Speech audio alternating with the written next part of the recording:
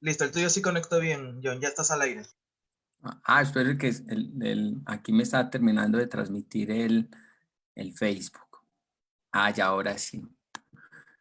Eh, Hola, muy buenas tardes a todas las personas que se están uniendo a un nuevo Facebook Live del Instituto Eleusis, donde como hemos hecho cada 8 días, hemos intentado traer en estas entrevistas de los sábados a grandes conocedores que han profundizado por muchísimos años en la obra junguiana, en la obra de Carl Gustav Jung en relación a los arquetipos, a los símbolos, a los mitos, a los cuentos de hadas, a la relación de la psicología analítica como posibilidad entonces de poder comprender más estos fenómenos de la psique del hombre, de poder comprender el porqué del hombre estar en el mundo, de sus complejos, de aquello que lo condiciona a estar en el mundo también.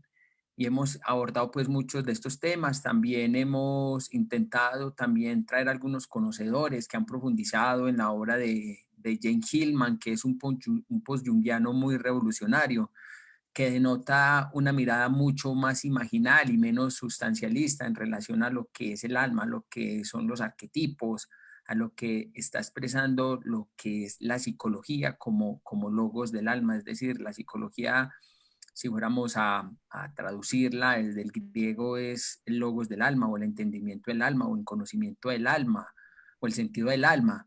Bueno, y Hillman da un paso mucho más adelante y bueno, y en este devenir constante de querer comprender aún muchísimo más, surge un analista junguiano considerado por David Miller como un avanzador radical, radical en la obra junguiana, como lo es Wolfgang Gigerich, que es junguiano, psicólogo, se formó con Jane Hillman, con quienes tuvieron grandes debates, tuvieron una gran formación. Wolfgang Gigerich también al español no fue muy conocido hasta que Enrique Skenazy en relación a la obra de este pensador empezó a dictar cursos como es La vida lógica del alma, un texto que él publicó, no me acuerdo en ese momento la fecha, también cursos como Psicología y Verdad, y bueno, y a la persona que vamos a entrevistar hoy, que es Alevica, que estuvo de la mano con Enrique Skenazy en la traducción de los textos de Wolfgang Gigerich, que estuvo de la mano también intentando comprender un poco lo que es la psicología, lo que es el devenir constante del alma, por decirlo de alguna forma.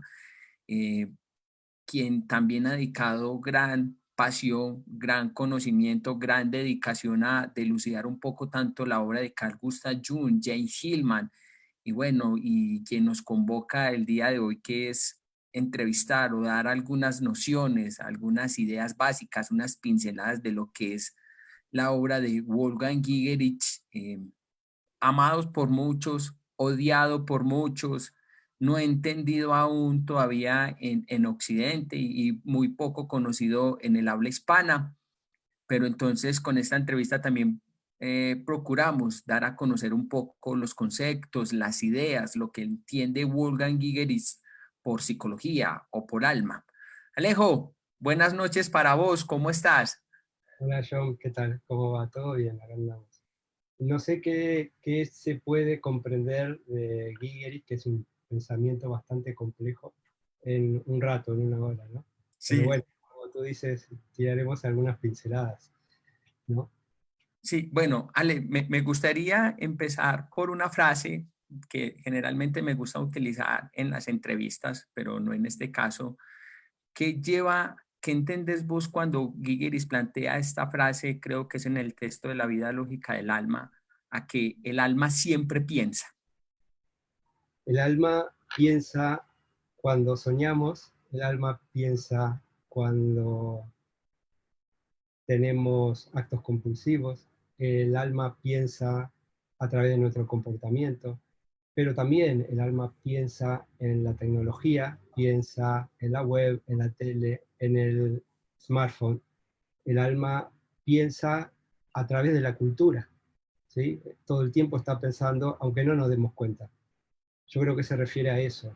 Y ese alma piensa, y el alma piensa siempre por el psicólogo puede ser recogido, puede ser explicitado. Va por ahí la cosa, si no me equivoco. Sí, va por ahí la cosa. Bueno, Ale, partiendo un poco desde ahí, me gustaría entonces sentarte a preguntar. Sabemos que en Jung el alma tiene una connotación mucho más sustancial, entonces que se da en relación entonces entre el eje, yo sí mismo, entre la relación de los opuestos, ánima, animus. En Hillman toma una connotación mucho más pictórica, estética, una forma de orientarnos en el mundo. ¿Qué quiere decir Gigerich con la vida lógica del alma? ¿A qué se refiere él con eso que lleva de pronto a ir a pensar un poco más allá o a entender un poco más allá estas dos posturas o estas dos nociones tanto en Jung y en Hillman? En términos de sinónimos, la vida lógica del alma es tan solo una estructura viva que está organizando cualquier tema psicológico, ¿no?, que vayamos a enfrentar. Su logos, su discurso, sus presupuestos incluso internos, sus expectativas internas, el lugar desde el cual el tema se estructura para nosotros, ¿no? En un sueño hay una vida que no es la vida de otra imagen, no es una imagen, no es una perspectiva imaginal, es quizás también la es, ¿no? Pero es su discurso interno, su lógica interna, su estructura no como cosa, sino como algo noético, algo mental, algo que participa en el reino de la mente. Su noción, podríamos decir también. En una clase que da, o en un seminario que da Gigerich, y que se centra en la dialéctica, pone el ejemplo de la idea de libertad, ¿no? Y muestra cómo se puede explicitar su vida lógica, a pesar de que toma un ejemplo abstracto como la libertad. Y entrándole, podemos ver que la libertad al principio aparece como una cosa última, ¿no? Es aquello que el sujeto puede hacer cuando quiere, ¿no? Yo quiero hacer tal cosa y me coloco en la posición de hacerla y la hago.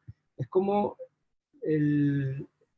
uno de los constitutivos del ser humano, ¿no? Él pone el ejemplo que creo que está bien para entender esta vida interna de quiero ponerme a estudiar, ¿no? Y querer ponerme a estudiar no es como desear ponerme a estudiar, no es como desear hacer algo, pero sin hacerlo, sentado en el sillón. Cuando quiero, me tengo que poner en marcha y tengo que usar los medios que tengo para conseguir eso, ¿no? Quiero sacarme la carrera de psicología. Entonces, tengo que dedicarle tiempo, tengo que cursar exámenes, tengo que sacar tiempo de otras cosas para hacer eso, tengo que sacrificar un montón de tiempo libre para ponerme a estudiar. Y él muestra que si abres esa idea al medio, ves que es contradictoria, ¿no? Que el querer algo no solo es estar a disposición de lo que yo elegí a hacer, ¿no? A estudiar, sino que es al mismo tiempo la cárcel o la prisión o estar subyugado a eso que yo quiero. Entonces no soy libre, ¿no? Soy libre de estudiar, pero no soy libre de poder hacer otras cosas. Me encuentro prisionero, atado a lo que elegí. De tal forma que si bien elegí hacer algo, al mismo tiempo se me niega a poder hacer cualquier otra cosa. Soy libre, pero soy esclavo a la vez. Ahí hay una contradicción, pero esa contradicción, que es un logos, que es un discurso, es propio, ¿no?, de la idea de libertad. Y esto es lo que puede apreciar o alcanzar la persona que le entra, ¿no? El psicólogo, digamos, que le entra al alma contradictoria del asunto. Y fíjate que esto que yo intento mostrar, que lo muestra él en el seminario, ¿no? No es una cosa, ¿sí? Esta contradicción, este discurso interno, no es una cosa, no es algo que ande dentro de la idea, ¿sí? Como un ente, como un algo que se pueda visualizar o con el cual nos podamos topar. No es cosa, ni siquiera es una cosa imaginal, es simplemente un movimiento lógico. Y que en tanto que está operativo en mi, si está operativo en el hecho de estar atado a la idea de libertad o a lo que yo elegí, si está operativo, está vivo. ¿Sí? No es una cosa abstracta, ¿no? Está vivo, está encarnado en los actos de la vida de alguien, ponle. Y eso es un poco vida lógica del alma, ¿no? Lógica porque no es cosa. Y vida porque está operativa. Eh, muy estáticamente, no es algo que la podamos ver directamente. Está viva en tanto que ideas que están en movimiento internas a el tema. ¿Sí? Podría ser una manera de entrarle, ¿no? Quizás no la única. Sí, a eso me lleva mucho la atención en eso que vos decís y bueno, y que lleva entonces precisamente a trabajar estas ideas que no se puede llevar entonces en relación a pensar de una manera imaginal, como nos lo plantea Jane Hillman en su momento, ir entonces con los mitos, con los cuentos, con los dioses, sino que ya lo imaginal no es suficiente para poder entrarle a ese logos de la idea o a esa contradicción que está emergiendo del mismo proceso dialéctico que se está dando en el alma. Claro, yo creo igualmente a lo imaginal mismo se le podría entrar también. Tú podrías ver en la idea de la libertad una perspectiva imaginal, pero también le puedes entrar a eso. Eso por un lado. Y por el otro, también podríamos decir que en el último libro, por ejemplo, pero no es el único, ¿no? Esto es una de las ideas que constituyen su pensamiento, que la idea de que tenemos que permanecer con los fenómenos reales, ¿no? Tal como se mostraron a sí mismos. Y la idea de traer desde fuera una visión mítica está de más, sobra, si confiamos que el tema mismo tiene su marcha interna, ¿no? Su vida interna. ¿Para qué ponerle algo que no está en el fenómeno? Es una especie de no confianza de que el fenómeno en sí mismo tiene su propia vida, ¿no? Sí, eso, y ahí es donde me lleva una pregunta en un prefacio que estuve leyendo creo que es en perdona que se me perdió, que es es en el final del significado y el nacimiento del hombre, donde Gigeris plantea lo siguiente, que Jung no aceptó o sea, que nosotros no tuviéramos un mito, que nosotros no tuviéramos un significado, que nosotros no tuviéramos algo en que sostenernos. Entonces hizo esa pregunta, ¿cuál es el mito que vivimos? ¿Qué es aquello que nos sostiene? Entonces, que Gigerich plantea entonces que realmente, o así lo entiendo yo, como que el sujeto en sí mismo, cuando nace en la conciencia, cuando nace en ese proceso, ya deja de tener una necesidad entonces de mito, que llevó entonces a Gigeris, no sé si me hago entender entonces, a plantear de que ya, de no, de esa falta de significado, es decir, que Jung no aceptó esa falta de significado, que lo llevó a él a plantear eso. No sé si me hago entender. Sí, yo creo que hay varios temas ahí. Uno es la concepción junguiana, sin recurrir, de Jung concretamente, sin recurrir a nada externo, ¿no? Si Jung en sí mismo dice, lo cito así de oídas, porque no me acuerdo bien, pero si dice, ya no tenemos ningún mito, y inmediatamente después dice, ¿cuál es tu mito? ¿Cuál es el mito en el que vives? Sin recurrir a nada externo, la misma frase se está contradiciendo a sí misma, ¿no? Si realmente no tenemos ningún mito, ¿cómo puedes preguntar después acerca de cuál es tu mito? ¿Sabes? ¿Cómo puedes ir a buscar el mito cuando acabas de decir que ya no tenemos ningún mito? ¿Hasta qué punto ahí hay una especie de contradicción en la misma frase, ¿no? Que no es llevada a su extremo, en el sentido de, si no hay mito, no hay mito. Entonces, ¿qué es lo que hay ahora? Que es sin mito, no preguntar de nuevo por un otro mito. ¿Sí? Eso es casi neurótico, digamos. Eso por un lado. Por el otro lado está el tema de, tú preguntas, ¿qué le llevó a Gigerich a, eh, a sostener que no hay mito? Sí, esa es la pregunta. Sí, es más o menos así, o llevar a interpelar eso, es decir, ¿cómo así? Pues yo lo entiendo porque es decir, ya en sí mismo tenemos unos mitos que todo el tiempo que se nos imponen, pero que lleva a él, digamos, como a desestructurar esa noción de lo junguiano y de lo imaginal. Pues sí, Yo creo que Giri, el maestro no es Juni Hillman, su maestro es la forma que tiene la realidad. ¿Sí? Y hoy, para ir con respuestas rápidas, por tiempo, pero hoy nuestra realidad no nos habla de mitos, ni de dioses, ni de Dios. No es una explicación necesaria.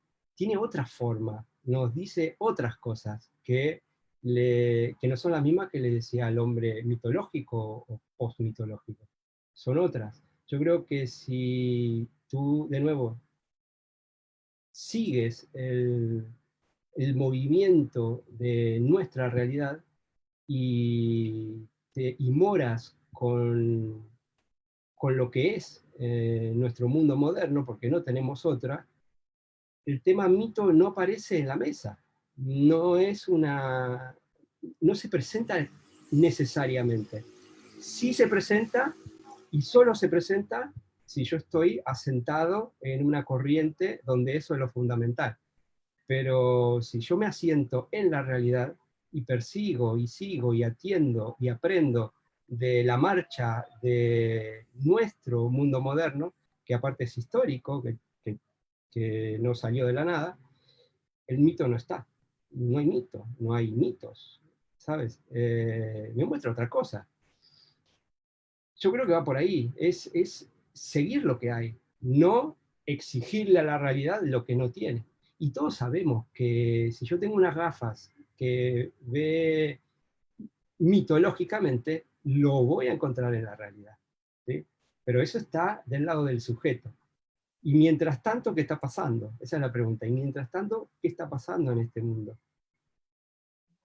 sí, porque eso, en lo que vos decís me llama mucho la atención cuando yo he escuchado a muchos junguianos en decir que, por ejemplo, que a nosotros nos está atravesando, por ejemplo, debido a esta pandemia como mitos, entonces el mito de Prometeo, el mito de Narciso, el, el mito entonces de lo pánico. Pero si uno fuera a mirar históricamente todo eso, pues, todo eso ha ocurrido. Claro. Y la pregunta es, ¿dónde nos está atravesando?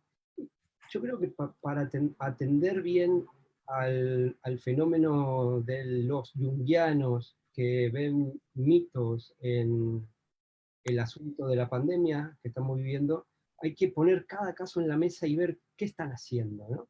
Entrarle ahí y ver qué está haciendo cada uno. De nuevo volvemos a lo mismo, ¿no? La pregunta sería, la pandemia, en la pandemia en sí misma, ¿qué nos cuenta? ¿Sí? ¿Necesitamos ponerle mito a nosotros o los mitos los presenta la pandemia? Y hasta qué punto, en tanto que miramos con mitos, no vemos al fenómeno en sí mismo, no haciéndole justicia, tenemos que dejar cosas de lado. Después está el otro tema que creo que es una pregunta interesante para todo psicólogo, ¿no? ¿Cuál es el objeto de la psicología? Si realmente el asunto de un virus, ¿sí? Es un asunto de la psicología, ¿sabes?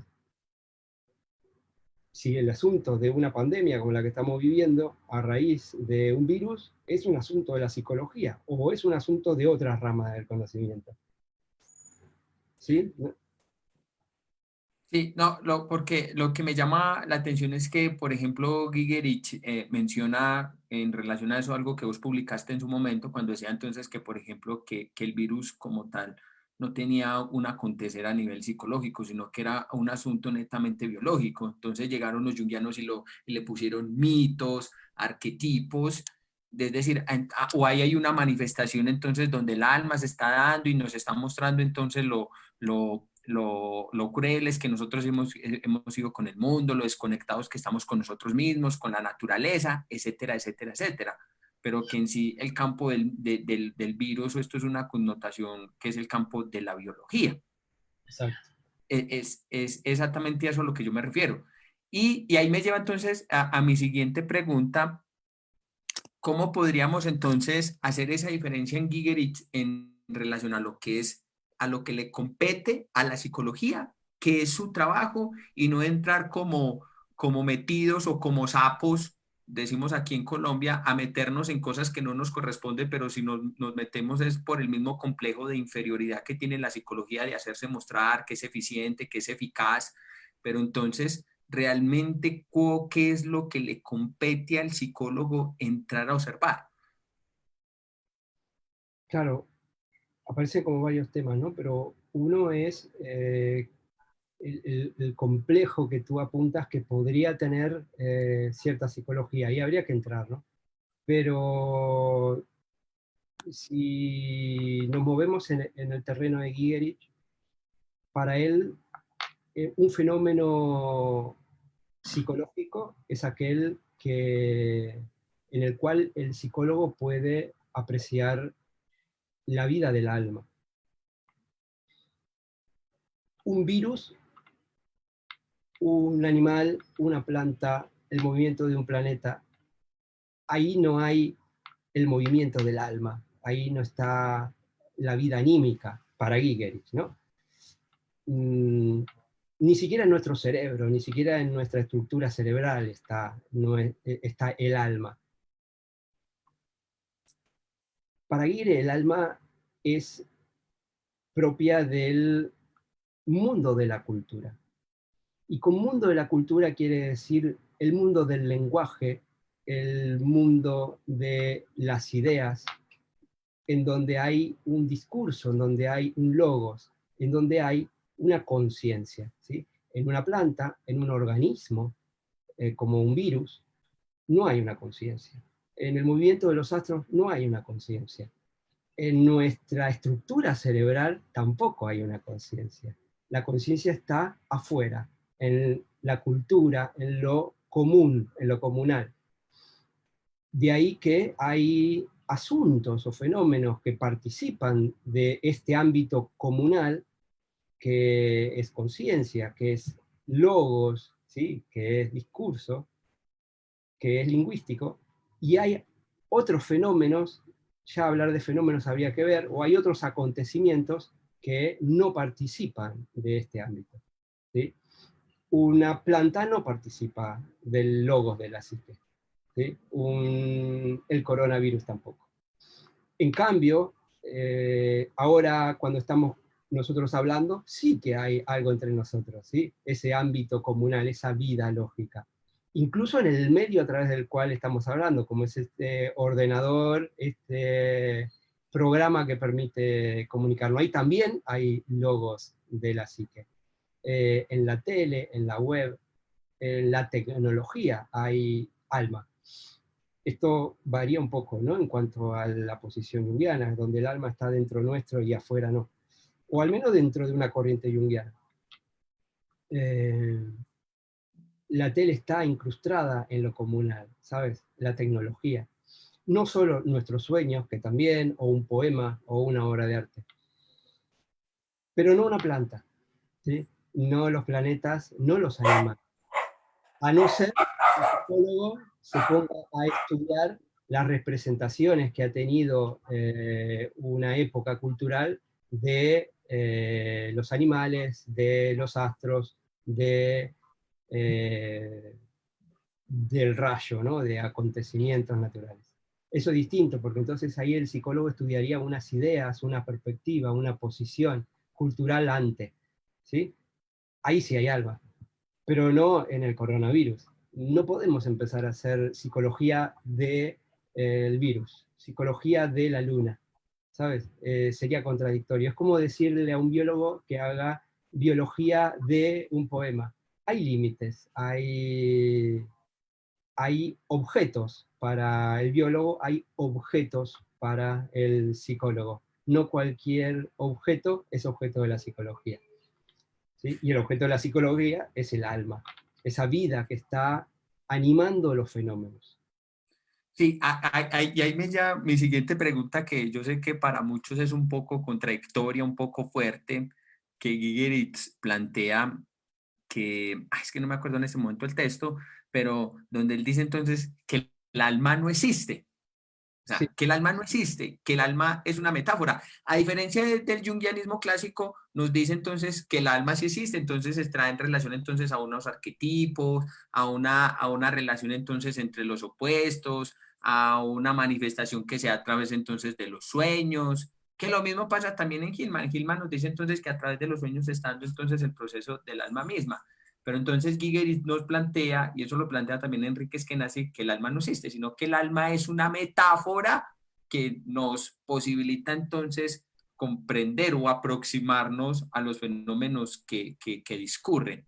¿Qué lleva a él de pronto a decir que que el alma no existe en relación? Porque eso sería muy fuerte, porque se llevaría a contradecir a Jung y a Hillman. sí, sí. A ver, yo creo que no diría que es una metáfora el alma. Lo que podría ser una metáfora o una palabra que está revestida de ropas mitológicas es la palabra alma en sí, el uso. Pero una cosa es el uso de la palabra, la referencia a la palabra, y otra cosa es cómo se use, es completamente distinto, ¿no? Pero sí, Gigeri dice que el alma no existe, pero también al mismo tiempo dice el alma existe. Entonces tenemos que sostener esa contradicción. Evidentemente no existe el alma, porque fíjate, cuando hablé muy rápidamente de la contradicción interna en la idea de libertad, en tanto que la libertad es libertad de algo, pero es el estar preso a lo que se eligió, ¿sí? Entonces hay una contradicción, libertad y no libertad. Eso interior a la idea de libertad no existe. No existe quiere decir que no tiene existencia positivo-factual. Que no existe quiere decir que no lo voy a ver con mis ojos, ¿sí? Que no lo voy a ver ni siquiera con los ojos imaginares.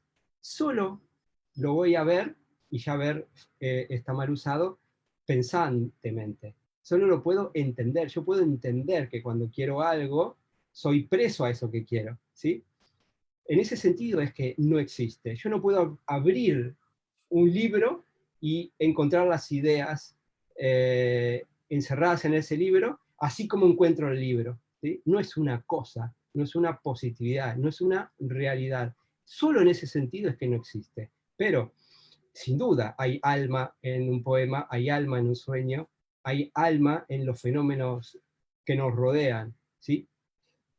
Hay alma, pero hay que hacerla también, ¿no? El psicólogo tiene que, para decir que hay alma, tiene que en algún punto hacerla, alcanzarla, generarla para él. ¿Sí? Tiene que pensar el fenómeno para que se explicite, como hicimos con la idea de libertad, donde vemos que es contradictoria. Tenemos que entrarle a los asuntos y construir eso que tiene el asunto, tienen alma, o sea que sí que existe, pero ya existe no en el sentido de existencia positiva, ¿sí? Sino que encierra un punto de vista interno que da lugar a lo que nosotros vemos con los sentidos. En ese sentido que no tiene existencia. Bueno, a ese punto entonces me lleva mi siguiente pregunta en este texto, la diferencia entre lo psíquico y lo psicológico, que generalmente, bueno, porque para mí ha sido pues un trabajo de muchísimo de muchísimo esfuerzo y de entendimiento. Y entonces, ¿cuál es esa diferencia entre lo psíquico y lo psicológico? Y nosotros, o al menos yo, no sé vos, que uno se ha dado cuenta entonces que realmente el psicólogo trabaja mucho lo psíquico, que Gigeris plantea entonces en relación en este texto cómo las teorías entonces de teoría del apego de John Bowlby, evolutivas, etcétera, etcétera, que él no niega eso, pero él dice que lo psicológico es muy diferente a lo psíquico, que hasta incluso lo psicológico lo psicológico niega lo psíquico. O sea, lógicamente estoy hablando en este aspecto, es decir, o sea, que en lo psicológico ya está interiorado lo psíquico. Pero entonces, ¿cuál es esa diferencia que se da? Que, por ejemplo, ahora en día muchos psicólogos no entienden eso en Gigeris, que es tan importante. Yo creo que una de las cosas interesantes cuando uno se acerca a un pensador como Gigerich, pero no solo. John, te perdí, no sé si seguimos en el aire. Sí. Dale, que estamos en el aire, dale, dale. Sí, yo creo que algo importante cuando nos acercamos a un psicólogo como Gigerich es no presuponer en su lenguaje ideas que uno ya trae desde la psicología en la que uno está sentado, desde la rama de pensamiento en la que uno está familiarizado. Por ejemplo, psíquico, habría que ver qué quiere decir en Gigerich y no relacionarla con las ideas de otros pensadores.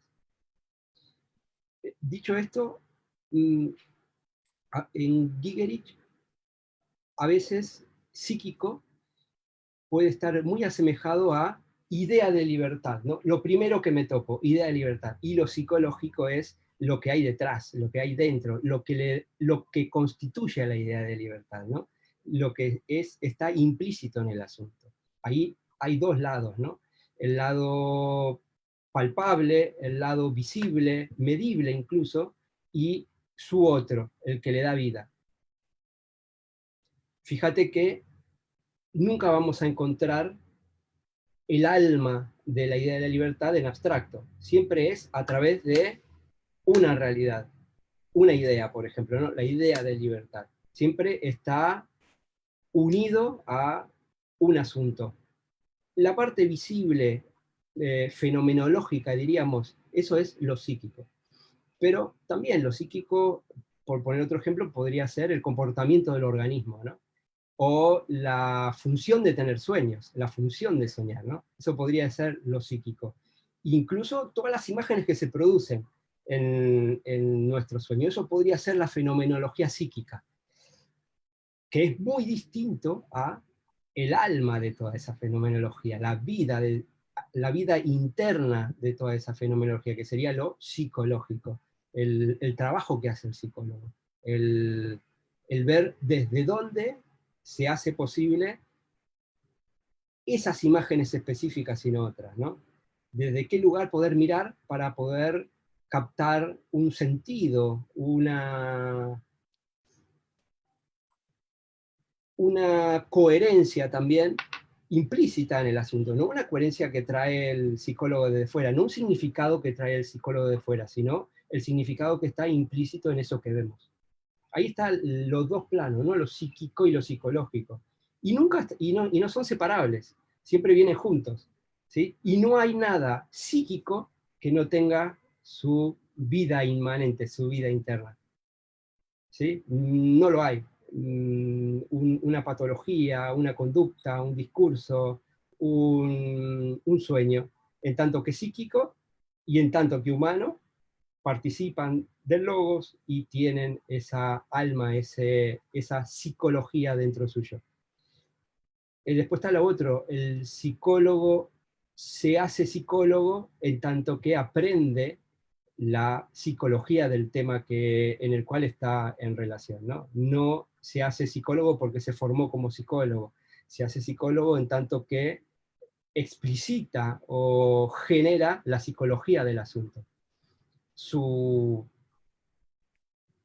Lo que él es, se lo da el tema, ¿sí? No sé si me hago entender un poco, ¿no? No soy psicólogo porque lo aprendí, soy la psicología del tema. ¿Sí? Intento alcanzar la psicología del tema, y cuando no lo hago no soy psicólogo, soy otra cosa. ¿Sí? La psicología es, por lo tanto, precaria, provisoria, es momentánea, es el ahora del estar haciendo lo otro del tema. ¿Sí? El otro del tema, el alma del tema. Cuando se deja de hacer el alma del tema, sería otra cosa. Sí, eso me lleva en relación a lo que vos estás diciendo, y es un texto que publicó Enrique Eskenazi en el 2008, cuando habla de la miseria de la psicología y la huida a los transmundos. Entonces, donde él dice lo siguiente: verifico a veces con fastidio, a veces con irritación, que la mayoría, por no decir todas, las páginas dedicadas a la psicología ignoran, desatienden, eluden el hacerse cargo psicológicamente del presente. Y no me refiero solo al presente personal, sino al presente histórico. O bien hay un volver al interior del individuo, una supuesta intimidad ahistórica, o un volcarse a un exterior fáctico, conductas, cerebros, estados físicos también ahistóricos. A lo que me lleva de pronto a preguntarte en relación a este texto, que me imagino que lo viste haber leído mucho también y que tuviste la posibilidad de estudiar con Eskenazi. ¿Qué llevó a Eskenazi entonces, digamos, a formular esto? Porque tiene mucho de esa connotación guigerichana, entonces, del psicólogo histórico, entonces, que va a los mitos, a los cuentos de hadas, al cerebro, al comportamiento humano, al desarrollo familiar, a las conductas personales, como a formular esto, hablar de entonces de esa miseria que tiene la psicología y la necesidad de huir a otros transmundos o a otros momentos históricos para poder comprender el proceso actual psicológico que estamos viviendo. Enrique era un apasionado y le gustaba llevar sus ideas al fondo y repartirlas, ¿no? En ese discurso él estaba muy asentado en el logos del alma, en una psicología con alma. Y, y una psicología con alma es este objeto que estamos hablando, ¿no? Esa vida implícita, en tanto que se comprende así. Y claro, quizás Enrique estaba rodeado por cierta corriente específica, donde si bien parte de unas ideas con alma la había perdido. Sobre todo se había vuelto, o se ha vuelto técnica, o egoica y personalista, o metafísica también, ¿no? Pero yo creo que los asuntos principalmente son los que nos compelen a nosotros. Si tú estás, o Enrique, está inspirado por la idea del alma, evidentemente, si tú miras para los costados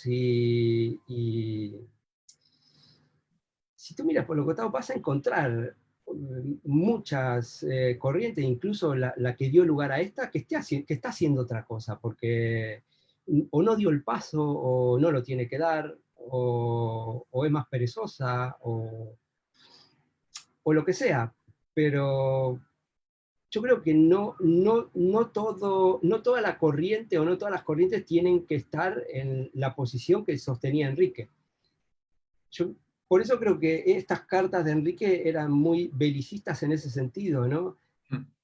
¿Por qué presionar al otro? ¿Por qué presionar, si tomamos a la psicología junguiana, ¿no? O la más ortodoxa, ponle, y la más esotérica, si la tomamos y la tenemos de frente como una persona, ¿por qué presionarla para que sea otra cosa, ¿no? ¿Por qué, claro, por qué exigirle que asuma mis presupuestos? Hay que dejarla tranquila, ¿sabes? Y uno se tiene que ocupar de lo suyo, que ya es mucho, ¿sabes? Hay que dejar tranquilo al otro. Y quizás mañana te sorprende, quizás no. Quizás no tiene por qué cambiar, no tiene por qué seguirte, quizás puede salir con otra cosa novedosa, pero no es tu tema. Yo creo que nuestro tema es qué está pasando aquí delante, ¿no? En tanto que uno está agarrado por el alma de los asuntos. Después, lo que pasa al costado, John, hay de todo, hay de todo. Hay de todo.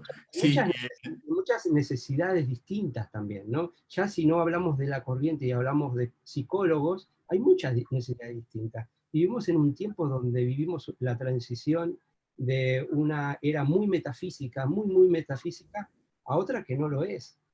¿Sí? Una era en donde el hombre estaba arropado con un montón de imágenes, de valores fijos, de significados incuestionables, a una que el hombre se tiene que hacer por sí mismo todo el tiempo, que tiene que inventar su profesión, que tiene que crear su masculinidad o femenidad, que tiene que diseñar su trabajo, su imagen, todo está por hacerse.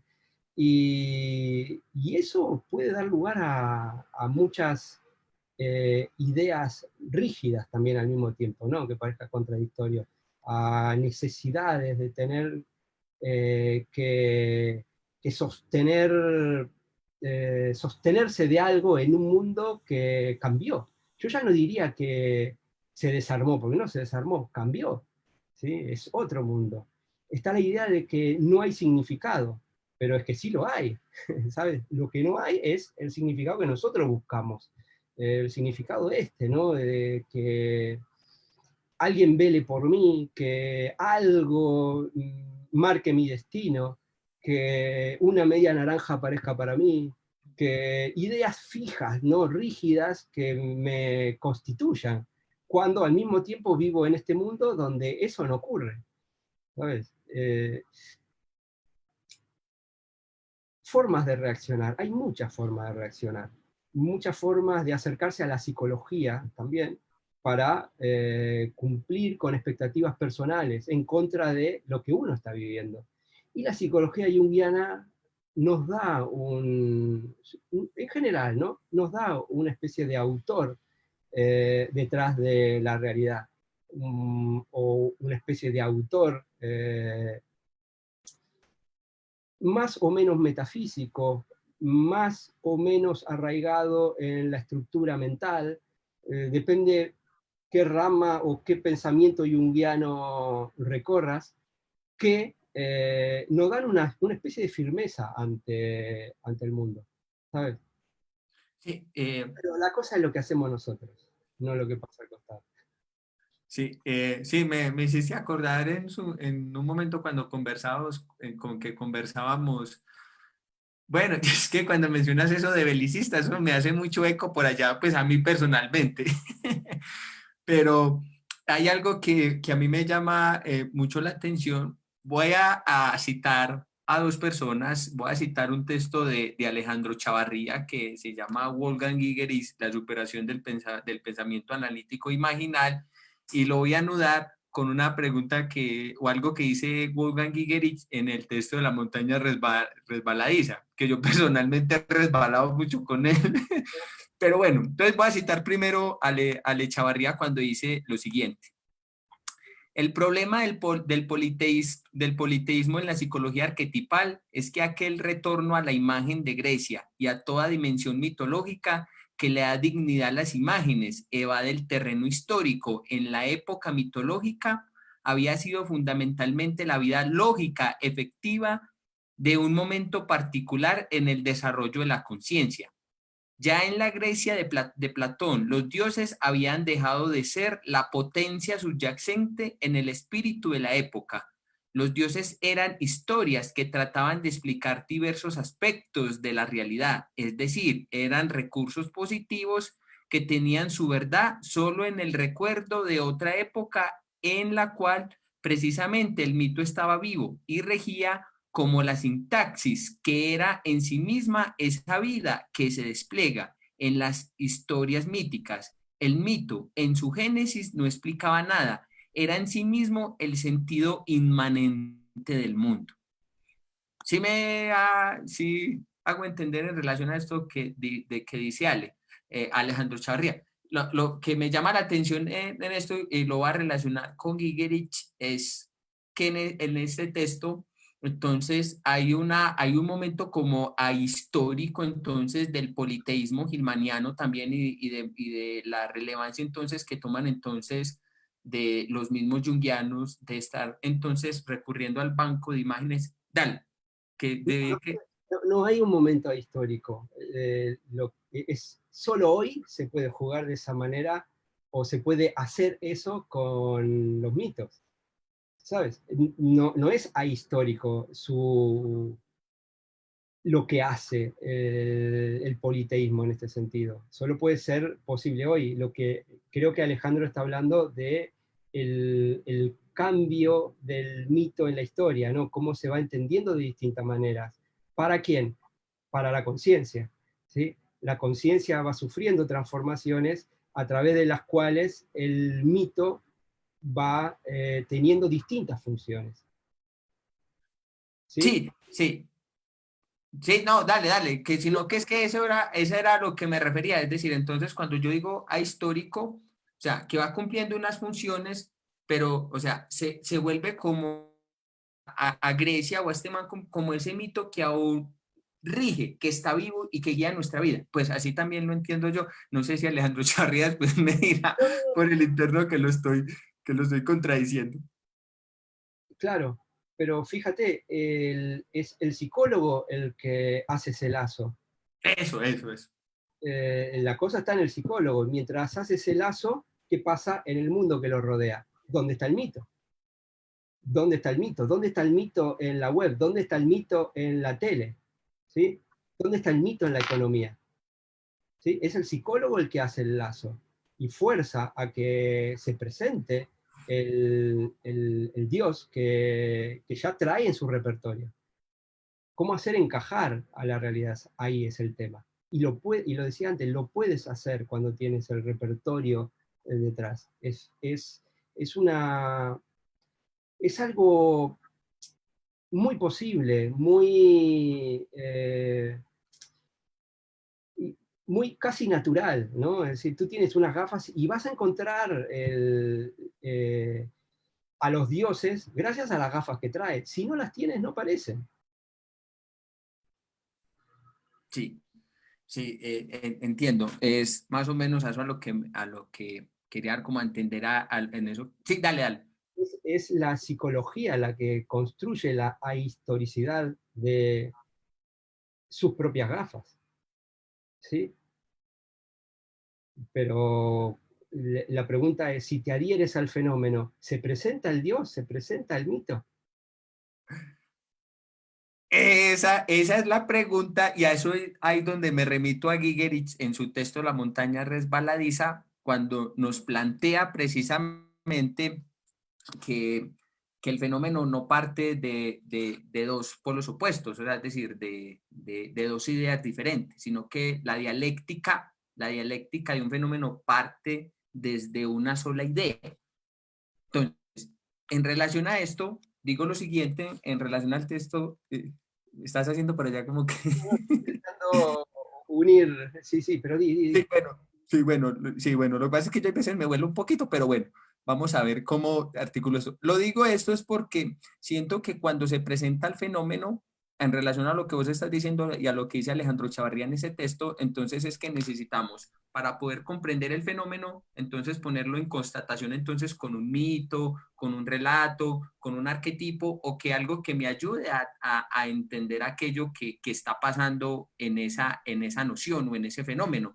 A lo que Gigerich nos diría que es que no había por qué entrar a poner el fenómeno en una contradicción con un mito y que lo que está ocurriendo, sino que cuando lo interpelamos a él, o sea, en una sola dialéctica, es decir, a lo que tiene esa sola idea, ya él nos muestra su propia contradicción o lo que él está develando, es decir, el alma de ese fenómeno mismo sin estar necesidad de estarlo acotejando con un mito o con un cuento.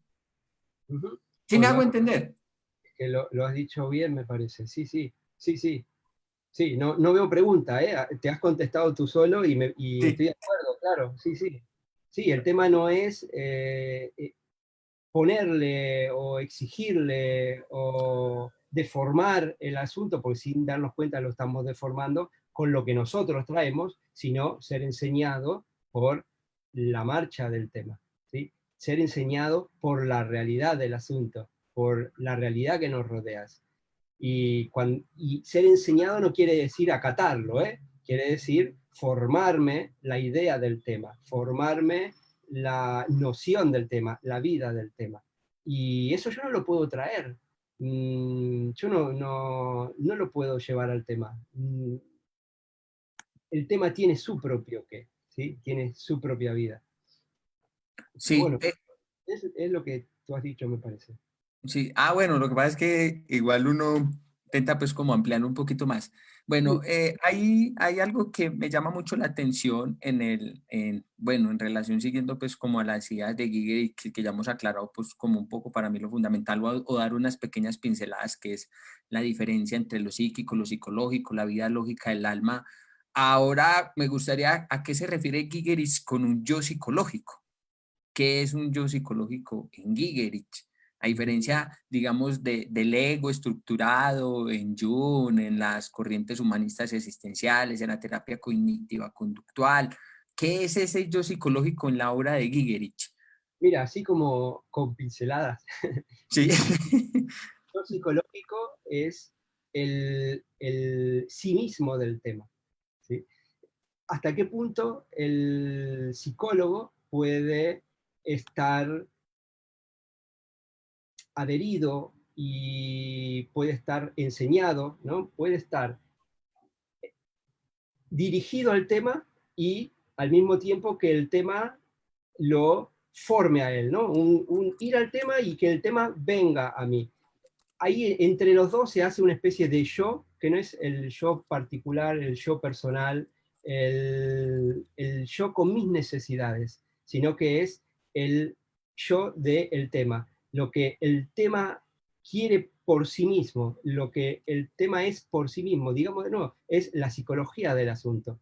Y en tanto que uno está comprometido con la psicología del asunto, ahí podemos hablar de un yo psicológico, y no un yo egoico o un yo empírico o un yo naturalista, digamos, ¿no? Sino un yo anímico o psicológico. Es la capacidad o la oportunidad o la dirección hacia lo que constituye al tema, ¿no? El sí mismo del tema y no el sí mismo mío, no yo, sino aquello, ¿sí? Sí, eso me parece muy importante porque hay algo que de pronto yo lo voy a constatar de pronto con Hillman, que no es el asunto, yo lo voy a hablar en relación a la patologización, porque yo veo que la patologización en sí misma tiene un yo, tiene una identidad o algo en sí misma que la estructura, que no hay necesidad de recurrirla pues como a este yo egoico, sino que la patología en sí misma tiene un yo psicológico, una estructura como tal que tiene una identidad por decirlo de alguna forma. No sé si estoy muy volado, solo que hago esa relación. Yo creo que tiene relación, claro. ¿Qué, qué dice la patología en sí misma, por sí misma?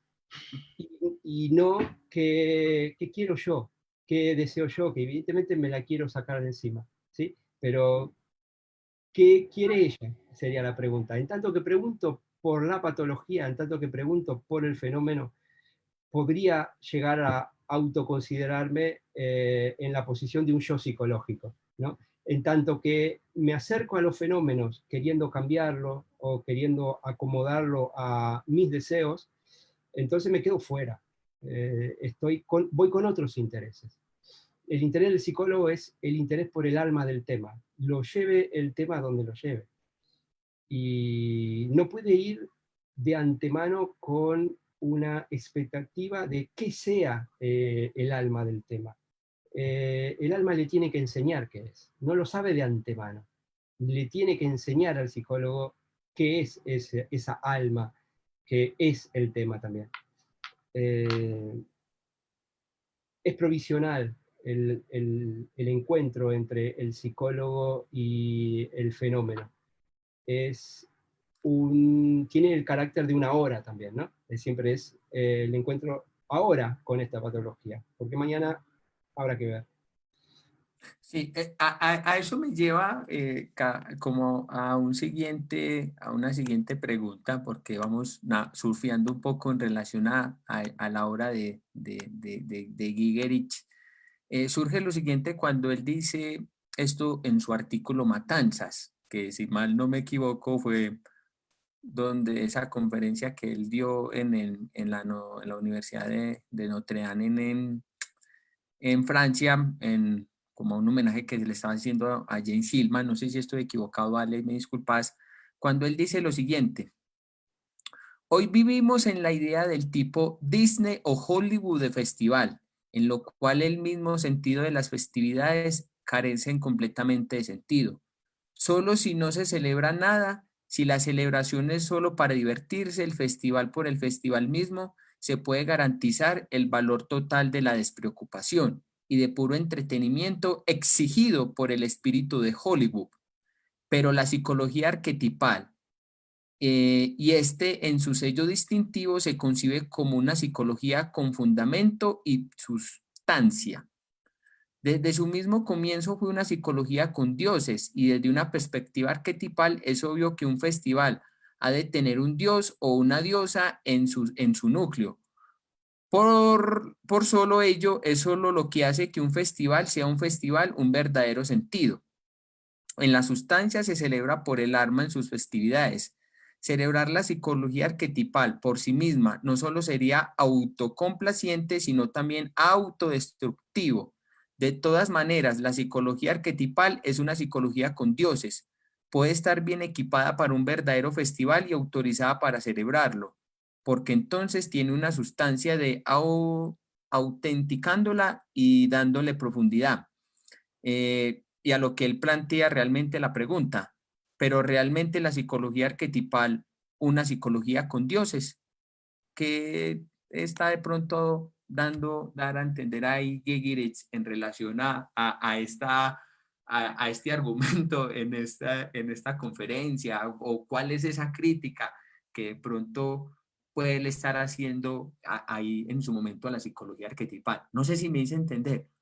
Sí, sí, a ver, ese texto es una exposición en la que rompe, se podría marcar, ¿no? Como la que rompe con Hillman, que durante bastante tiempo fue el maestro, ¿no? Él se forma ahí, básicamente. Y ahí rompe. Sí, Sí, Matanzas es también su texto, no solo en el que rompe, sino que expone lo que sería para él la aparición o la formación o el darse vida del alma en la historia, ¿no? En un momento histórico que posiblemente no tenga, desde el alma misma no tenga un nacimiento, lo cual es contradictorio, ¿no? Pero habría que entrarle.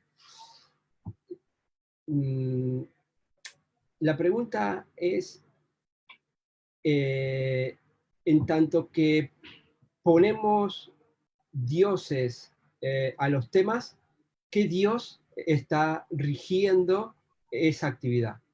¿No? Yo creo que esa es una de las cuestiones que está planteando Gigerich en el comienzo, ¿no? ¿Qué dios hace posible que el psicólogo pueda elegir ver dioses? ¿Sí? ¿Dónde, ¿Dónde está esa conciencia para que los dioses puedan ser usados de esa manera? Y yo creo que ahí muestra un poco el sinsentido de la psicología arquetipal, su colocación egoica incluso, ¿no? Y su darle la espalda a los dioses que están presentes hoy, justamente en el festival de poner pegatinas sobre los fenómenos. Dicho rápido, creo que va por ahí el asunto, ¿no? Y Gigerich, siguiendo a Hillman, va a preguntar ya no con carácter de Dios, sino cuál es la forma del festival, cuál es la forma de la realidad hoy para que se pueda juguetear con los dioses.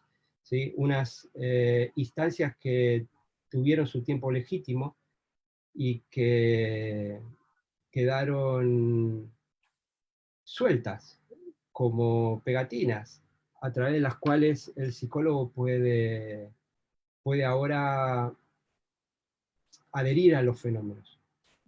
Hubo un tiempo, el otro día hablábamos en clases, hubo un tiempo en que el hombre no miraba a la roca Marte, miraba a Marte, ¿sí? Y hubo cortes en la conciencia, hubo distanciamientos. Y uno de esos es que si desde nuestra época podríamos incluso imaginar que ese Marte que veían era una pegatina, que estaba adherida a la roca, pero no veían la roca Marte, veían al Dios. Y una serie de cortes culturales han generado que hoy podamos hablar de la roca Marte y del dios Marte, ¿no? El tener dos, ¿no? Lo que antes era una unidad se ha desprendido y ha caído de su cáscara o de su traje, ha caído la positividad, la realidad positiva llamada roca, ¿sí? A la cual enviamos sondas, y por el otro lado quedó lo que digo yo con mal uso, ¿no? Pero para que se entienda, la pegatina llamada Marte, dando vueltas por ahí, flotando, abstracta, libremente. Hay un tipo de psicología, que es esta, que tiene un repertorio de pegatinas, ¿sí? Sueltas, que ahora asocia a fenómenos, ¿sí? Pero ese es un juego, es el juego de poner pegatinas. Mientras tanto, los fenómenos tienen su propia presentación muy, muy específica y que también se le puede entrar. No hace falta ponerle encima una pegatina. Yo creo que Gigerit, no con estas palabras, pero rompe con esa tradición, ¿no? Incluso si se hace de manera muy seria, porque yo un poco me estoy riendo con la pegatina, ¿no? Pero en el fondo se hace eso también. Listo. Quiero hacerte una pregunta. Leí algo de Stetson Marland, un analista junguiano norteamericano arquetipal, donde tuve una pequeña conversación con él. Pues, no hablo inglés, pero Google lo hace todo por mí, entonces que me haga el favor, pues al fin y al cabo, donde le pregunté cuál era una de las razones por la cual él criticaba la psicología de Wolfgang Gigerich, y él plantea en un artículo, Wolfgang Gigerich, el psicólogo que no es psicólogo. No sé si conoces ese artículo. Sí, sí, sí. Bueno, listo. Entonces él plantea lo siguiente en relación a otro fulano, no me acuerdo el nombre porque esos nombres en inglés me dan un poco de dificultad, donde entonces él decía que en esta parte, citando a un autor, que era imposible que el alma lo abarcara todo, sino que hay un vestigio del alma que se queda por fuera. ¿Sí me hago entender? ¿No? No, bueno, entonces es decir, o sea, lo que entiendo yo en este texto de Stetson Marland es que le está criticando a Gigeris que hay algo que se queda por fuera de la conciencia. Como que Hay, no sé, eso es lo que él dice ahí, o sea, que hay un vestigio que la conciencia no agarra, no entiende. ¿Qué pensás vos? No, no, no sé si te sigo, John. No listo. sé, no sé a qué se refiere exactamente. Ahora no lo recuerdo con un vestigio que queda afuera de la conciencia. No sé. No, bueno, sí, no, yo sé que es un poco, lo que pasa es que está buscando el artículo, pero no lo agarro en este momento. Hay un tema que igual sí que tiene algo de relación quizás, pero un tema que toca es que no hay salida de la conciencia, ¿sí? Que estamos completamente rodeados por la conciencia. Incluso cuando la psicología arquetipal está asentada en un tipo de hacer, ese hacer no está tan fuera del mundo contemporáneo, de la conciencia contemporánea. El jugar a los dioses, y perdón a los gilmanianos con los términos jugar, solo es posible hoy, ¿sí? No era posible en otro tiempo. Hay un horizonte que es histórico y a través del cual todos participamos. Nos demos cuenta o no nos demos cuenta. Más o menos conscientes, estamos todos arropados por un momento histórico. Y no estamos arropados por el momento mítico, por ejemplo, ¿no? En ese sentido, el ahora de la conciencia es inescapable. Y cuando digo conciencia no me refiero a la conciencia de los individuos, ¿no? A una facultad de darse cuenta de las cosas, sino al un horizonte histórico, un horizonte a través del cual se dan por sentados un montón de presupuestos que no se daban antes, solo que se dan ahora y no se dieron en otro tiempo. En ese sentido, conciencia, ¿no? Una conciencia implícita, más o menos explícita según los individuos, pero que le da forma a las instituciones, a los modos de relacionarnos, a los aparatos que tenemos, a la tecnología que tenemos. En ese sentido, vivimos inescapablemente en esta conciencia, y no en la conciencia medieval, ni en la conciencia mítica, ¿sí? Aunque dentro de esta conciencia mediática moderna podemos jugar a los dioses, ¿sí? A hacer psicología religiosa, y no pasa nada, somos libres, ¿está? Como es posible. Que sea posible no quiere decir que sea verdad, pero es posible. Sí, bueno, fíjate que ya encontré en eso que vos estás diciendo lo que dice Stockton Marland. Dice, Gigeris regularmente desestima el aspecto humano de la psicología, que pasa a un segundo plano de su visión de la psique objetiva y de la opus magnus. Para Hollen, este énfasis se debe a que Gigeris deseó distanciarse de la psicología del ego. Gigeris identifica heroicamente el sujeto lógico como sujeto y objeto real y verdadero de la psicología, una visión urobórica de la interioridad absoluta sin residuo. Esta posición de Gigeris es criticada por Magran en 2014, quien siguiendo su propia lectura de Schelling rechaza la interioridad absoluta y establece límites a la incorporación de la otredad en cualquier hegemonía con conciencia absoluta e insiste en un resto no admisible. Mientras Gigeris, en respuesta a Marlas, argumenta a favor de una interpretación diferente de Schelling, una más cerca a esta perspectiva hegeliana, este artículo argumenta en resonancia con Grant por la importancia de un resto no admisible que establece un límite a la idea de que la totalidad, de que toda alteridad en última instancia para la conciencia. Lo que pasa es que eso lo traducí con Google, entonces lo que yo entiendo es que hay algo que ellos dicen ahí que se le escapa a la conciencia, o sea, que no hay algo como tal que la conciencia puede abarcar y que le hacen una crítica también como a Gigeris a no tener en cuenta, entonces, dale. El resto, claro, igual habría que, claro, tendríamos que entrarle bien específicamente a la postura de Marland, ¿no? Y no sé si es el lugar, ¿eh? Sí, Pero, sí. pero una de las preguntas que se pueden formular es, ¿cómo sabes que hay un resto que se le escapa a la conciencia? Yendo rápido, no sé si le hace justicia al texto, habría que volver al texto, pero Sí. nos quedamos con esa frase, es, ¿cómo sabes que algo quedó fuera? Lo has visto, entonces. Lo que está implícito en la formulación es que sin verlo se lo postuló, ¿sí? Sin hacer la experiencia de mirarlo se lo postuló. La mente que lo aprecia se salió del asunto y tiene lo que abarca y lo que queda fuera, lo tiene enfrente, pero sabe que está fuera, que permanece fuera, pero nunca lo vio, nunca lo experimentó, nunca lo alcanzó, simplemente lo postula como algo posible. Esta postulación es metafísica, ¿sí? Es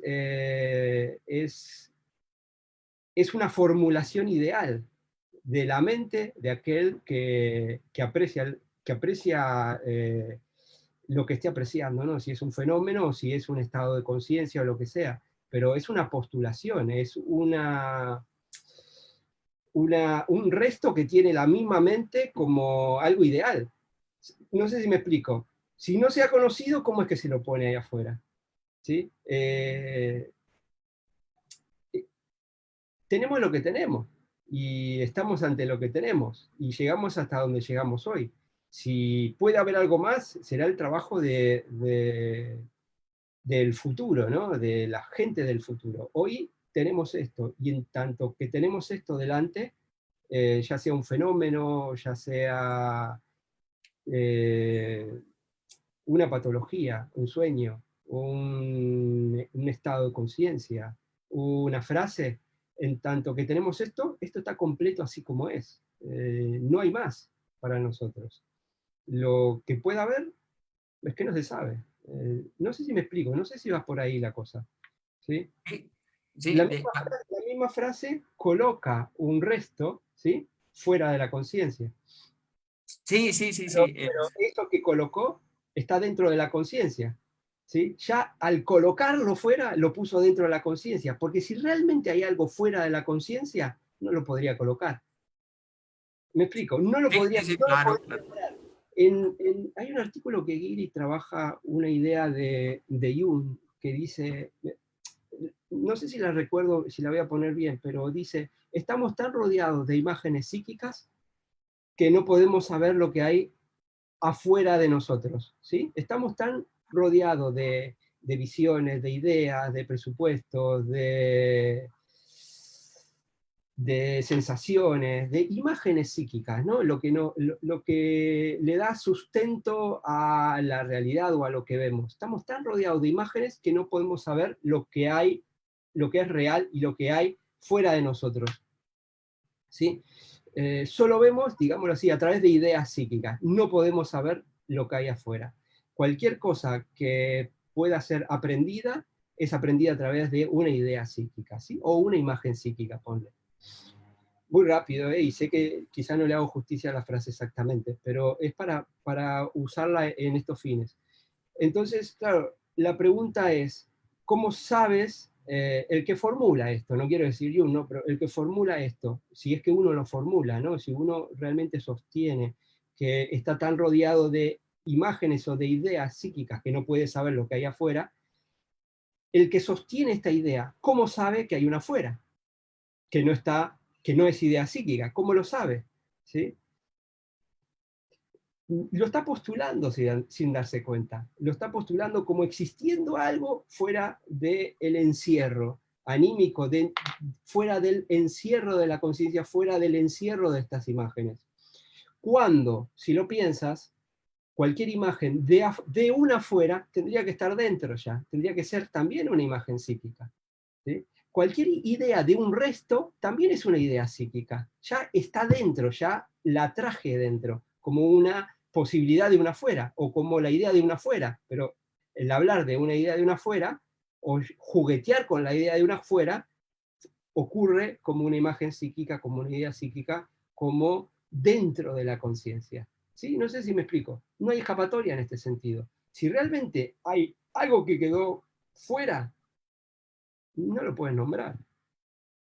Sí, sí, eso es como entre esta postura kantiana, no sé si tendrá relación, porque sé que no te gustan las comparativas del mundo sensible y el mundo cognoscente y el mundo inconocible, pues que al cual no podemos nombrar o no podemos decir absolutamente nada en relación a él.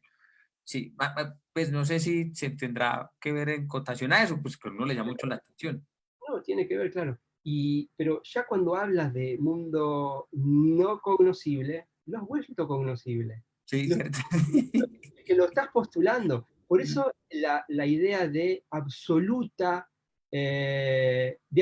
encierro, ¿sí? Que termina con la idea de encierro, porque si hay absoluto encierro, lo que hay es esto, no hay otra cosa. Listo. Bueno, otras dos preguntas, porque sé que te puedo hacer preguntas todo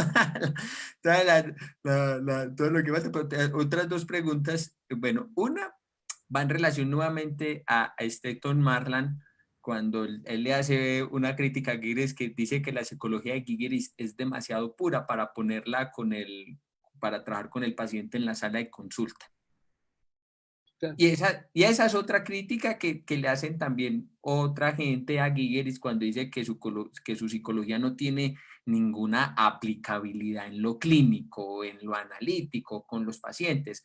Porque en su momento también se lo pregunté a Castillo Colomer, pues, en una entrevista que le dije qué piensa, por ejemplo, de cuando Gigeris nos plantea de que ya el proceso de individuación se superó en el siglo XIX, bueno, por decirlo de alguna forma, y que bueno, y que ya el sujeto no es importante para la conciencia. Entonces, a lo que él me respondió en esa pregunta, él decía pues que Gigerich, que lo poco que había leído de él le parecía inaplicable para el paciente, para el consultante, para trabajar en la clínica cotidiana, en la sala de consulta, algo que también entonces le critican que su teoría lo acusan de ser muy intelectual y muy poco aplicable. ¿Sí me hago entender? No sé si fui un poco enredado. Lo que pasa es que me estás hablando de un problema de un sujeto, ¿no? Un problema que tiene un sujeto en la comprensión de Gigery, un sujeto que ha leído poco, según lo que me dices. Listo. Tendría que leer más, es un problema de él, ¿sabes? Tendría que formarse mejor y ver si realmente es así o no. Incluso quizás así, pero para él, quiero decir, pero primero métele, ¿sabes? Si he leído poco, me parece muy pura la psicología para ser aplicada a la práctica. Pues lee más, ¿sabes? Sí. Hay un problema en el sujeto. Aparte se está autodesvalorizando, lo que él dice. Porque si dice, es demasiado pura y lo leí poco, ¿qué valor tiene su palabra? ¿Sabes? Hay que entrarle ahí, habría que ver. Para mí no es pura. Yo tengo la experiencia contraria. Para mí entra en los temas Gigerich, ¿sí? Y entra a una profundidad que antes no se había entrado. Muestra también cuando el psicólogo se ha quedado ensimismado en el punto de vista del ego, cuando el psicólogo se quedó metido en el punto de vista tecnológico. Esto aparte ya lo hace Hillman muy bien, ¿no? Hillman ya abre la puerta, ya muestra los presupuestos de una psicología técnica, una psicología que adhiere al alma, a lo social, a lo humano, al ego, a la naturaleza, a lo natural, a la lógica del mundo diurno. Y Gigery continúa con eso, ¿no? Intentando alcanzar un punto de vista verdaderamente anímico o psicológico. Psicológico en tanto que la vida del tema, no el punto de vista que quiera el psicólogo. En este sentido, aparece esto que tú traes de lo tecnológico, ¿no? Igual me perdí con la pregunta, porque como dijiste muchas cosas, pero Perdón. claro, es decir, la terapia en tanto que tecnológica, claro, porque si esto no es aplicable a la terapia, ¿en qué sentido no es aplicable? ¿No? Esa es la pregunta. ¿Qué quiere uno ahí? Claro, ¿qué quiere uno ahí? ¿Sí? Esto es tecnológico, me parece a mí.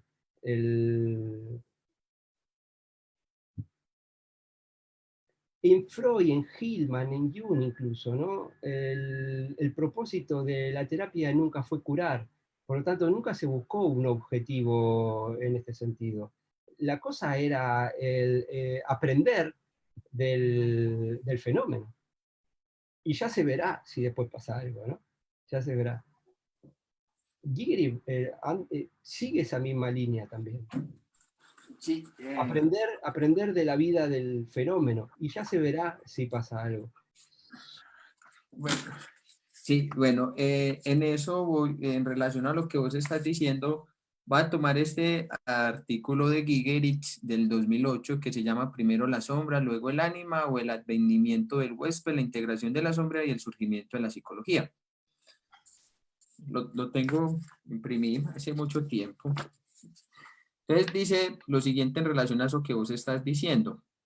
Yo afirmo que es la psicología no solo como disciplina académica, sino también como un modo de vida, un modo de ser en el mundo. Aquí puede ser algo heideggeriano. En este sentido, la psicoterapia es más que y diferente que un intento de liberar a la gente de sus desórdenes psicológicos. La psicoterapia sería, en último análisis, el aprendizaje del paciente de un oficio, de una habilidad. Es la habilidad de vivir y percibir psicológicamente. Y la eliminación o mejora de los síntomas sería simplemente un efecto colateral del proceso de este oficio. Entonces, en relación a eso y entonces, ¿qué es para Guigueres entonces la psicoterapia? ¿Qué es en ese trabajo o lo que pronto vos hayas entendido? ¿Cuál es de pronto su objetivo? Entre comillas, lo digo así. No sé si estoy muy... Sí, lo que pasa es que no creo que lo haya. Eso. Cada paciente traerá unos asuntos, ¿no? Y, digamos, su necesidad anímica será distinta. No se puede conocer de antemano. El tema es un tema, como él lo dice, misterioso. La cosa es escuchar, atender a los fenómenos que aparecen. Él dice, por ejemplo, generar una atmósfera para que, si por ejemplo el tema llega a ser la curación, generar una especie de atmósfera para que el alma, que para él es misteriosa en este sentido, haga sus propias autotransformaciones, ¿no? No está en las manos de él curar, no está en las manos de él llevar el asunto o llevar la patología a la curación. Está en las manos del alma. Por lo tanto, él no tiene un objetivo en este sentido. El procedimiento psicológico, como dirá por ahí, no puede estar interesado en la curación. El psicólogo no es un curador. El psicólogo atiende a lo que se presenta. No puede de antemano ir con un proyecto, con un plan, con una técnica para conseguir un objetivo, ¿sí? Él confía en que hay una vida ahí, propia, que puede sorprenderlo, que puede tener sus propios arreglos, y no se puede manejar de antemano. No se puede volver instrumental la psicología en este sentido, porque el alma está viva, diría Guillermo, ¿no? El alma es vida, y no la puedo encorsetar, no la puedo conducir a donde yo quiero. Por lo tanto, lo único que se puede hacer es estar presente a las cosas que se traen y atenderlas, como lo requiera el tema también, como lo requiera el alma del paciente. Y no lo elige él tampoco. Por lo tanto, no hay una manera de acercarse, John, para Gigerich. Sí, esa pregunta te la hago porque en relación a estas, pues, a ver, estamos nos da para unas últimas dos preguntas. ¿Cómo te sentís vos? Sí, sí. Sí, bueno, listo. Esto me da en relación a preguntarte lo siguiente, una discusión que en su momento tuve con un analista junguiano. Entonces, para esto es Gigerich, la psicología o la psicoterapia, no querer curar, no querer cambiar nada, dejar que las cosas sigan su curso. ¿Sí me hago entender? Sí, Porque digamos, mientras que la psicología entonces pretende curar, ayudar, mejorar, cambiar, hacer que las cosas sean mejor, entonces en Gigerich seríamos lo que vos estás diciendo, entonces seguir un fenómeno tal y como se nos contempla y como se nos va mostrando y mirar hacia dónde sigue su proceso. Y eso es algo que le critican mucho a él. pero también se lo tendrían que criticar a Freud y a Jung, ¿no? Y a Hillman, no solo a él. Eh, Tú te refieres a la terapia en sí, ¿no? Sí, sí, Claro, porque a la tele no le podemos exigir. Cuando él atiende el fenómeno de la tele no podemos hacer esas preguntas, pero claro, él no es una persona, en sus textos, digamos, no se deduce de que él no quiera la curación, ¿sí? Sino Sí, que no es su tema, son cosas distintas, ¿sí? Para él, si se da, se da lo que decías, lo que leías en ese texto tú, ¿no? Se da colateralmente, pero la atención está en otro lado. Si yo vengo si un paciente viene con un problema específico y mi foco está en el alma, eh, el, el, el alma no, y su curación, si es que hay curación, no están en la mesa. Lo que está es una fase de un proceso, un momento de un proceso que quizás tenga una segunda fase o una tercera, o quizás no tenga ninguna y se eternice en ese estado. Pero no puedo forzar a que entre en otra fase. Es el alma misma, su propio arreglo, el que, si puede, si quiere, si es el momento, pasará a otra siguiente fase llamada quizás curación, ¿sabes? No está en la mano del psicólogo que el alma llegue a la curación, ¿sí? O produzca la curación, ni tampoco está en las manos del psicólogo producirla. Es algo que no es su tema, ¿sí? Él no es su tema. Su tema sí es la fase presente, ¿sí? Atender la fase presente, explicitar la fase presente, espejar la fase presente para el sujeto, ¿sí? Y que quizás en su comprensión también pase algo al espejarse eso, pero no más, ¿sabes? No más. Hay un momento y no otro. No puedes forzar la curación en ese sentido. Tampoco, por ejemplo, es muy análogo a cuando viene una persona que piensa distinto y tienes una discusión con él. No puedes forzar a que piense como tú, ¿sí? Tiene su propio proceso, su propio entendimiento y está en un lugar colocado. No puedes llevarlo a cualquier lugar, tiene que hacer él un proceso. Por lo tanto, hay que respetar eso y hay que respetarlo también como un misterio. No sabemos cómo lo puede resolver, a dónde puede ir el proceso. Es algo desconocido. ¿Sabes? Puede ir para atrás, para adelante, se puede eternizar en el tiempo. Por lo tanto, hay un límite. Tú puedes apuntarle a esa persona ciertas cosas que él no ve, si es una discusión, pero no puedes pretender que las acepte, ¿sí? No puedes pretender que las acepte. Es un tema misterioso en ese sentido, no está en tus manos. Lo mismo con la curación, no está en las manos del psicólogo la curación. Pretender la curación es que yo ya conozco el alma del otro, ¿sí? Ya conozco lo que pasa ahí y ya sé cuál es el camino, ¿sí? eh, Eh, sí, te entiendo. Es más o menos lo que pasa, por ejemplo, con el proceso de individuación, más o menos.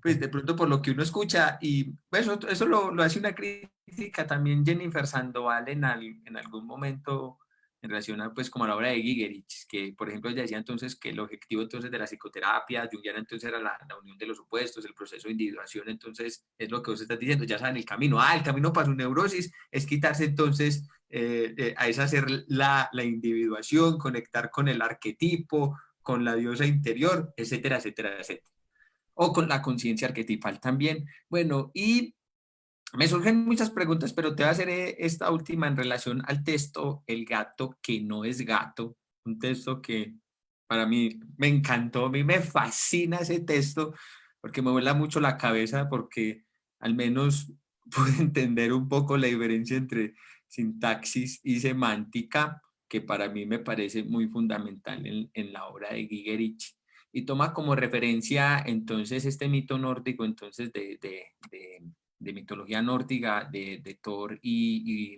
Loki. Entonces, cuando Thor viaja entonces al mundo de Utgard, entonces intenta levantar el gato, entonces se da cuenta que no lo puede levantar por tantos esfuerzos, por más que lo intente, entonces al otro día llega Loki y le dice, lo que pasa es que lo que estabas intentando levantar no era un gato, era la serpiente de Midgard.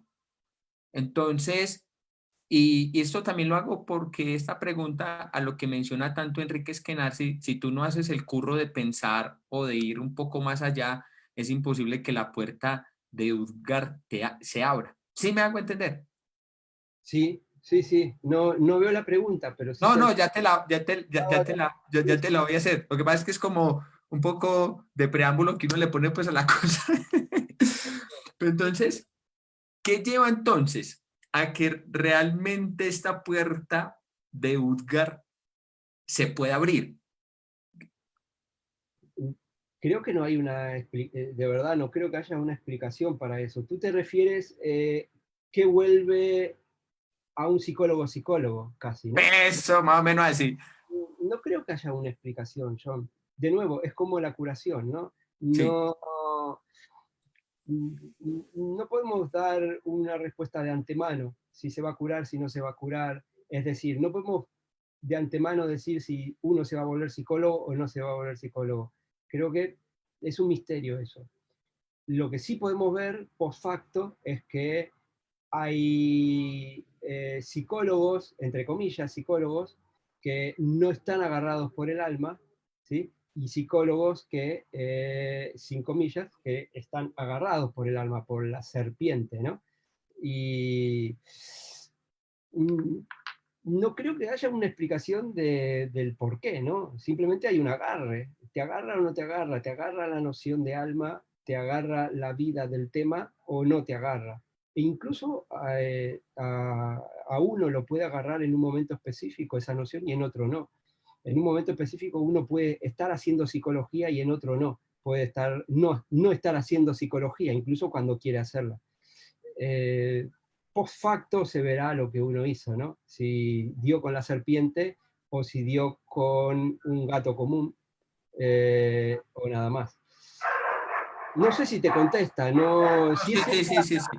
si es la pregunta, no, no la tengo, John. Tú puedes ver si en ti hay una noción de alma, los psicólogos que participan de esa visión, ¿sí? Y los que no. Pero qué ocurrió en uno para que esté pasando eso. Sí. La Ah, causa, la razón, buscas la causa. Yo no la tengo, no tengo idea. Si la hay, no sé, habría que pensar el tema. sí. Yo creo que se hace sola, ¿no? Hay un momento o una puede ocurrirle a alguien, no sé, que en sí mismo se produzca ese punto de vista del alma, ¿no? Y cuando se produce, se está dando, pero cuando no, no se está dando. Yo creo que puede haber personas que no son psicólogos, ¿sí? Que en algún abordaje o en el pensar algún tema están siendo mucho más psicólogos que muchos junguianos, ¿sabes? No Sí. necesariamente porque sean psicólogos. ¿Por qué? Porque lo que están haciendo es interiorizarse en el tema, ¿sí? Seguir el alma del tema. Y ahí los agarró el tema, los agarró el otro del tema, ¿no? La serpiente. Y sin embargo, a otro que se formó como psicólogo, incluso psicólogo en esta tradición, o psicólogo guigerichiano, si quieres, podrían estar dando vueltas alrededor de ideas muertas y no, o de serpientes muertas y no dando con la vida anímica del tema. Y eso se ve también. Oh, bueno, listo. ¿Qué Bueno, hay pasa? como, es que, sé como una pregunta ahí ya, esta última, como para que la gente ya quede así como hacer esta diferencia entre semántica y entre sintaxis, que me parece también como muy, muy fundamental. ¿Qué es esta, cuál es esta diferencia o qué es tan importante para Gigerich y qué lo plantea en el texto, la diferencia entre semántica y sintaxis? Pero lo estuvimos hablando ya al principio, ¿no? Sí, sí, La idea de libertad sería algo semántico o mm, psíquico, sí, pero eh, lo que encierra es su lado psicológico o su vida anímica o su sintaxis, ¿no? es- O dicho de otra forma, cuando yo voy a buscar a los dioses, ¿sí? Ese es el movimiento semántico. Pero, ¿qué, qué se está haciendo en el ir a buscar a los dioses? Ese es el plano sintáctico, ¿sí? Lo que se está haciendo, lo que da la posibilidad de hacer ese movimiento es el plano sintáctico. Toda una serie de presupuestos, ¿sí? Que pueden ser recogidos y pensados. La diferencia entre lo que muestra un sueño a nivel visual, incluso textual, semántico, y su logos, la sintaxis. Eso, bueno, no, excelente, sino que ya con eso, pues la reflexión mía es como a lo que parte Gigerich en este intento es que no podemos hacer un per se, o sea, ver a través de las cosas de manera inmediata. Por ejemplo, como lo hacían los gigantes en Utgard, que ellos podían ver entonces que era la serpiente de Midgard. Bien, Entonces, que realmente pasa con los psicólogos arquetipales o con esta noción de Gilman del per se de ver a través de, si por ejemplo nosotros, como vos decís, ya tenemos como, no, esto no es un gato, sino que es una serpiente, entonces, ¿para qué lo voy a hacer? ¿O para qué voy a entrar como a reflexionar en tanto a un tema que se me va presentando? Y entonces nos dice Gigeris en este aspecto que cuando Loki le dice a Thor que realmente no está levantando un gato, sino que era la serpiente de Midgard, entonces Gigeris nos dice, es a través del fracaso y digamos, de ese fracaso de haber intentar es que realmente viene el per se, es decir, cuando se hace el ejercicio de pensar, de reflexionar y de analizar aquello en lo cual fracasamos o intentamos pensar o hacer. No sé si me hago entender. sí, sí, yo creo que sí. A veces me preguntan cómo hago para no introducir el ego en los temas, ¿no? Entonces, yo le respondo, hay que hacer el esfuerzo, hay que hacer el trabajo y estar también atentos después de hacer la reflexión si se ha introducido algo propio, ¿no? El ego en el sentido de poner en el tema lo que no está. Hay que hacer el trabajo de diferenciar y darse cuenta cuando uno diferenció o no. Un trabajo que quizá viene después de haberlo hecho, ¿no? Y volver a comenzar. Yo creo que es fundamental el trabajar sobre los asuntos. Se aprende un montón trabajando, más que dando vueltas alrededor de teorías sobre cómo entrarle o cómo no entrarle, ¿sí? O cómo entrarle con alma o cómo quedarse fuera. Hay que entrar y volver sobre el trabajo que se hizo, ¿no? Interiorizarlo, pensarlo. Y después está el otro tema, lo que tú marcas. No puedo estar delante de el alma no existente. No puedo estar delante de la sintaxis como estoy delante de una imagen o de un objeto. No puedo ver el alma con mis sentidos externos, ¿sí? Cuando hablamos de la idea de libertad, no tiene rostro, no es palpable, no es visible, no es audible. Se alcanza haciendo un trabajo, ¿sí? Esos presupuestos, esas contradicciones internas se alcanzan haciendo un trabajo sobre el tema, ¿sí? Empezamos con la materia bien rígida y opaca y terminamos mirando desde dentro. Y para llegar ahí hay que hacer un trabajo, no te lo da la intuición. Sí, sí, sería, como diría, un trabajo de la negación, por decirlo lógicamente, constantemente. Bueno, Alejo, realmente pues muchísimas preguntas más. A todas las personas que estuvieron en este Facebook Live, muchísimas gracias. No sé, Alejo, siquiera. Bueno, venga, que hay que mencionar algo muy importante. Ya llevamos dos clases. Sí, dos clases sobre factores que curan, un texto de Wolfgang Gigeris recién salido del horno, lo publicó, salió ahorita en marzo de 2020. Bueno, y Alevica está haciendo el curso, ya llevamos dos, pero si hay gente que todavía está interesada en poder entender o entrarle un poco más a la obra de Gigeris y entender más o menos cómo Gigeris entiende de cuáles son estos elementos que pueden influir en la cura de una persona, en la cura de un proceso terapéutico. Todavía hay posibilidad de inscripciones, quienes estén interesados. No sé, ¿algo más para decir? No sé si me volé.